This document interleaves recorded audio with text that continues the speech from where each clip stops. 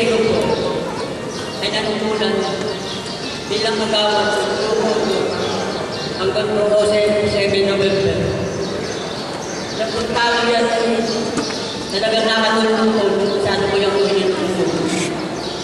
Pag mayroon po mga kailangan ng tulong na hindi ko po kaya, talaga po nagpupusa siya na magbigay ng pulang alaga para may resolve namin ang aming tutulungan.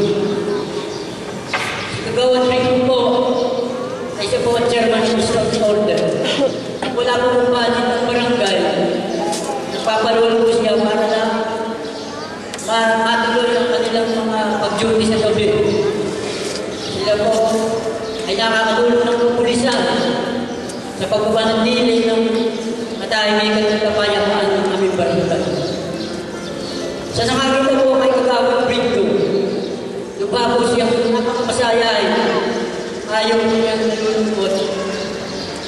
At siya po ay naging mabuting ama ng kanyang 5 anak at naging mabuting asawa.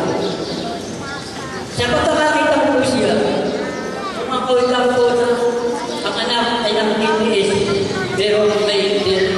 Siya po si Kagawad Rico, doon hindi matitis ang anak kapag may kainin ng inyong mga napakabuting tao. Napakalaki po siyang kawalan ng ating barangay, ng ating bayan.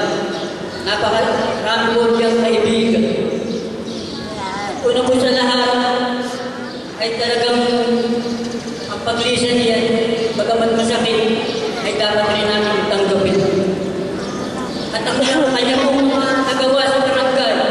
Nakikisa po siya sa mga operation linis.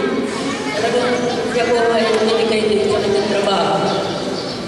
At yan po ay tanging alaala na lamang natin sa kanyang mga nagawa, mga kabutihan sa ating barangay. Kaya po, dalangin ang lahat natin na sana siya mapunta sa kapag-kapuntaan kasama ang Panginoon. At muli po, nakikiramay po ako sa kanyang mga nagpulila. At yan po, hindi natin malilimutan mga maganda niyang ginawa.